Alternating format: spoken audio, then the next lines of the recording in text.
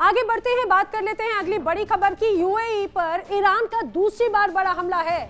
बड़ी खबर सामने आ रही है, यूएई पर ईरान का बड़ा हमला है। यूएई के विदेश मंत्रालय का दावा है ईरान ने मिसाइलों से अटैक को अंजाम दिया। यूएई की तरफ से बड़ी बात कही जा रही है, ईरान ने मिसाइलों से हमले को अंजाम दिया है, कहा जा रहा है। अमेरिका और ईरान दोनों ही अपनी अपनी शर्तों पर समझौता करना चाहते हैं और इसके लिए वो दूसरे पक्ष पर दबाव बनाने का कोई मौका नहीं छोड़ रहे।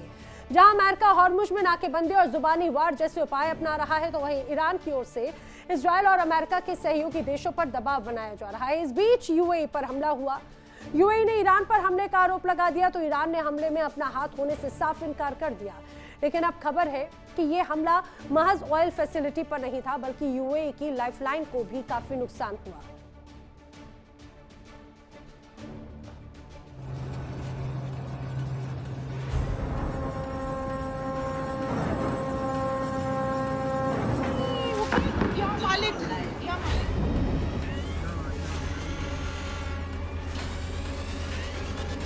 ये तस्वीरें हैं यूएई के फुजैराह में ऑयल फैसिलिटी की। यहाँ से उठती लपटें मिडिल ईस्ट की शांति को जलाकर खाक करने को तैयार है, तो वहीं इससे उठता धुआं अमेरिका और ईरान के बीच तनाव को और बढ़ा सकता है।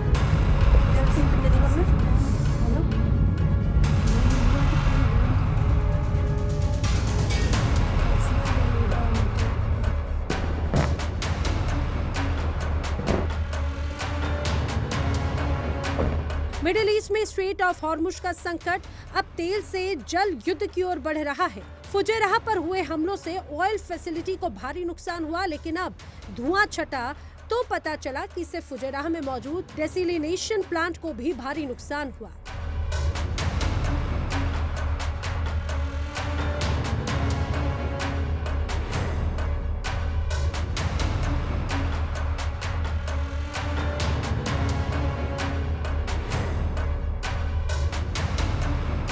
खबरों के अनुसार एक ड्रोन हमले में प्लांट की बिजली सप्लाई लाइन को नुकसान पहुंचा, जिससे करीब 24 घंटे तक उत्पादन 30% तक घट गया, जो बड़ा संकट खड़ा कर सकता है, क्योंकि खाड़ी देश अपने पीने के पानी के लिए काफी हद तक डिसैलिनेशन प्लांट पर निर्भर रहते हैं।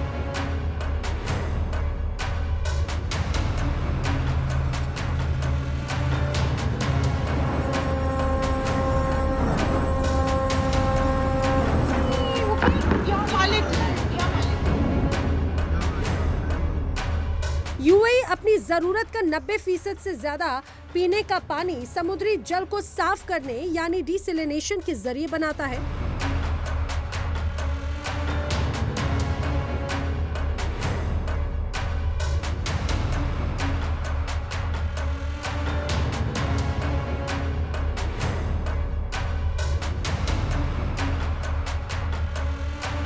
हॉर्मुज के जरिए खाड़ी देशों से तेल ही सप्लाई नहीं होता, बल्कि डिसैलिनेशन प्लांट्स को चलाने के लिए जरूरी केमिकल्स और स्पेयर पार्ट्स भी हॉर्मुज से ही होकर आते हैं, और वर्तमान हालात में ये सप्लाई भी प्रभावित हो चुकी है।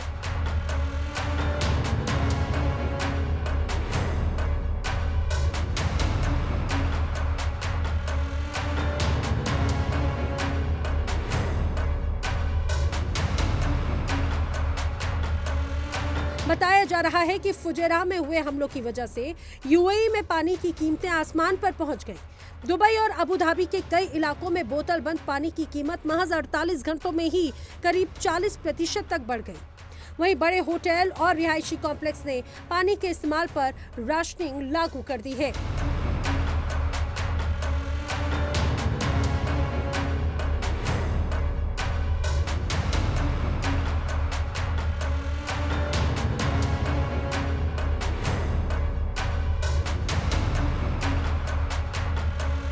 आशंका जताई जा रही है कि अगर ये संकट 15 दिनों से ज्यादा समय तक चला, तो यूएई, सऊदी अरब, कतर और ओमान में भी पानी की भारी कमी हो सकती है।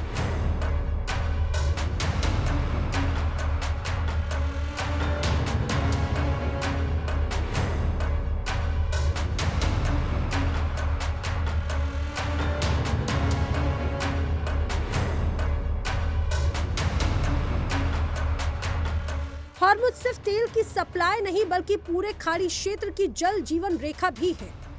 फिलहाल हालात को देखते हुए कतर ने अपने डिसैलिनेशन प्लांट्स की सुरक्षा बढ़ा दी।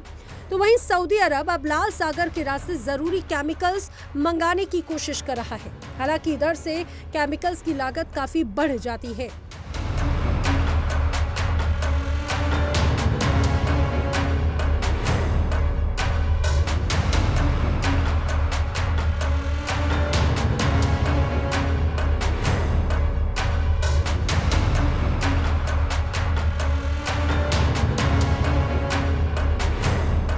हालांकि अब तक ईरान यूएई पर हमलों से इनकार करता रहा। ईरान की ओर से यूएई के आरोपों को बेबुनियाद बताया गया और चेतावनी दी गई कि अगर खाड़ी देश ईरान के खिलाफ कोई कार्रवाई करता है तो उसे करारा जवाब दे दिया जाएगा।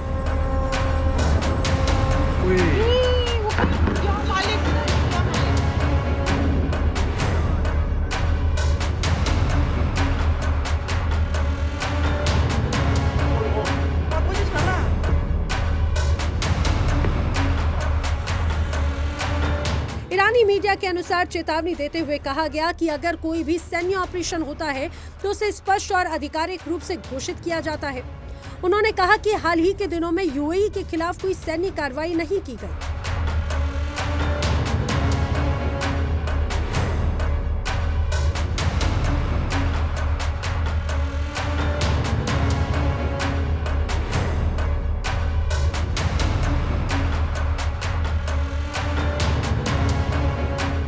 ईरानी प्रवक्ता ने यूएई के रक्षा मंत्रालय द्वारा लगाए गए आरोपों को पूरी तरह से बेबुनियाद करार दिया। उन्होंने कहा कि यूएई के रक्षा मंत्रालय का बयान झूठा है। उन्होंने चेतावनी देते हुए कहा कि अगर यूएई की जमीन से ईरान के खिलाफ कोई हमला किया जाता है तो तेहरान की प्रतिक्रिया निर्णायक और पछतावा कराने वाली होगी।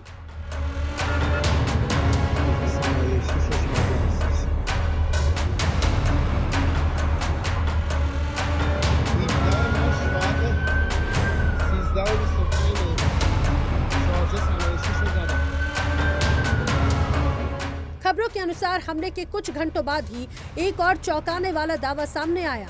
ईरान समर्थित माने जाने वाले हंदला हैकर ग्रुप ने कहा कि हमले से पहले फुजैराह के डिफेंस सिस्टम को साइबर अटैक से कमजोर किया गया, यानी पहले साइबर स्ट्राइक और फिर ड्रोन या मिसाइल स्ट्राइक। और अगर ये सच है तो यह हमला बेहद प्रोफेशनल तरीके से किया गया।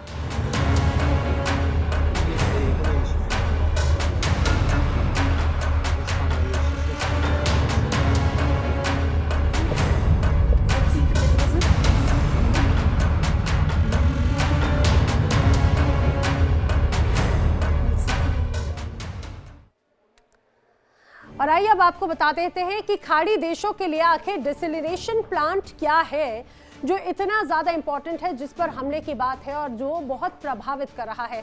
आखिर ये डिसैलिनेशन प्लांट होता कैसा है, क्या होता है? दरअसल समंदर में पानी जिस तरह से है उसको लिया जाता है और पानी को बड़े टैंक में स्टोर कर दिया जाता है। फिर क्या होता है, जो हाई प्रेशर है उसके जरिए उससे जुड़ी हुई जो भी उसकी अशुद्धियां हैं उसे हटाया जाता है।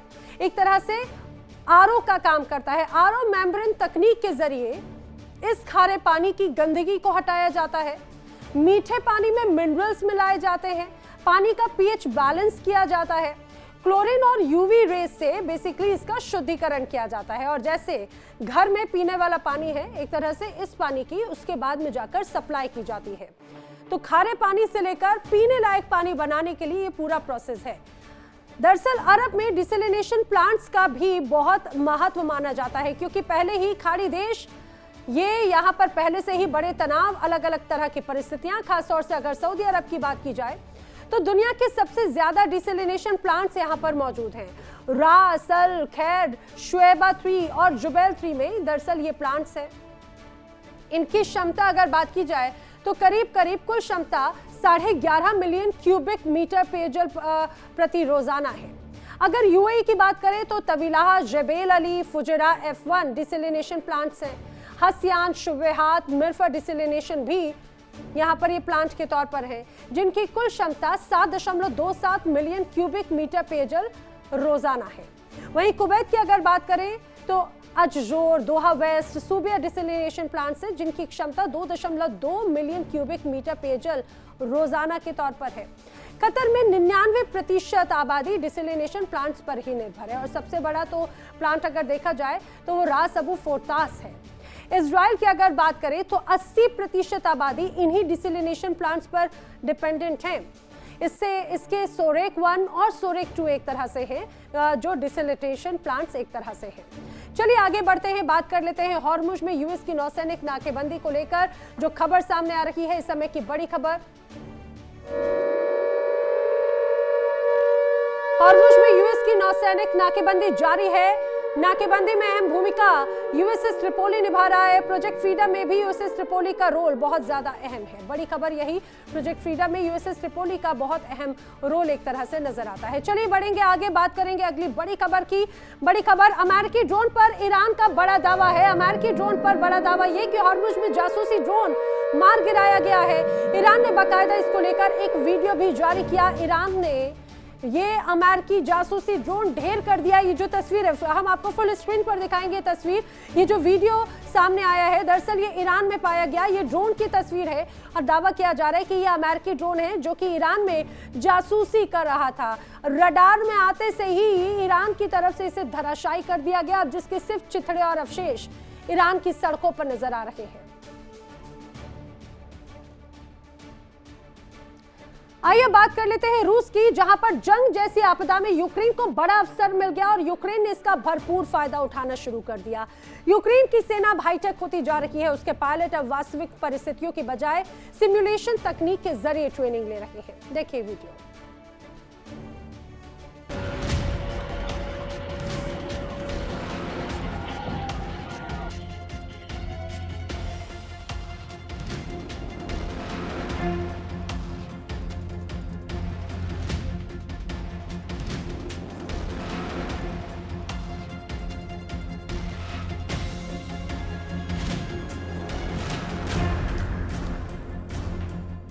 जंग के दौरान यूक्रेन ने अपनी ड्रोन पावर को जबरदस्त तरीके से मजबूत कर लिया। यूक्रेन के ड्रोन अब रूस के अंदर तक घुसकर भारी नुकसान पहुंचाने का दम रखते हैं। खास बात यह है कि इनमें से कई ड्रोन तो यूक्रेन की सेना ने खुद ही विकसित किए हैं।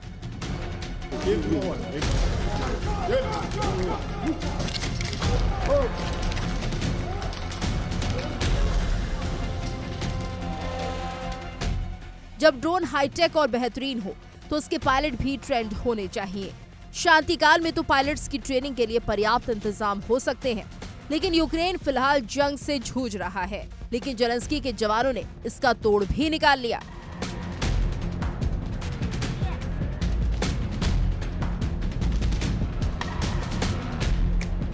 यूक्रेन में अब शानदार ड्रोन पायलट्स तैयार हो रहे हैं और इसमें वीडियो गेम एक अहम भूमिका निभा रहा है। खबरों के मुताबिक यूक्रेन के ड्रोन पायलट्स की ट्रेनिंग में GTA 5 यानी ग्रैंड थेफ्ट ऑटो 5 गेम का इस्तेमाल किया जा रहा है।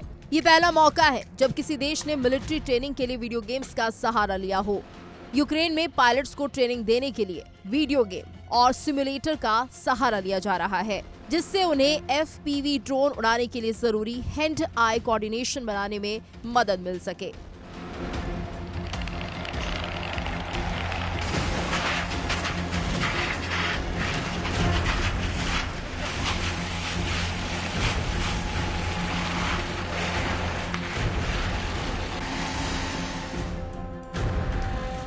यूक्रेन के कुछ ड्रोन ऑपरेटर्स पायलट्स को असली ट्रेनिंग के साथ साथ मशहूर video game grand theft auto 5 के जरिए भी प्रैक्टिस कराई जा रही है। यूक्रेन की डिफेंस मिनिस्ट्री ने ट्रेनिंग दिखाते हुए एक पोस्ट शेयर किया है, जिसमें कहा गया है कि क्या यहाँ कोई GTA फैन है। पश्चिमी मीडिया के मुताबिक यूक्रेन के पायलट GTA 5 गेम के जरिए ड्रोन जैसे कंट्रोल का इस्तेमाल करके टारगेट पर सही निशाना साधने का अभ्यास करते हैं। उनका मानना है कि इससे पायलट का हैंड आई कोऑर्डिनेशन और रिएक्शन टाइम बेहतर होगा, जिससे वो असली युद्ध में दुश्मन के टारगेट को आसानी से निशाना बना सकेंगे।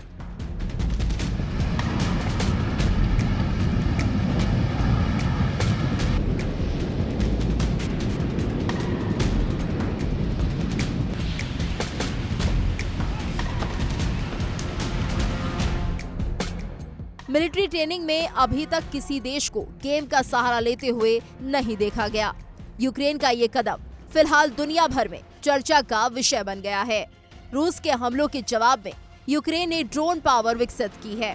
और अब उनके लिए शानदार पायलट्स तैयार करने की दिशा में अहम कदम उठाया गया है।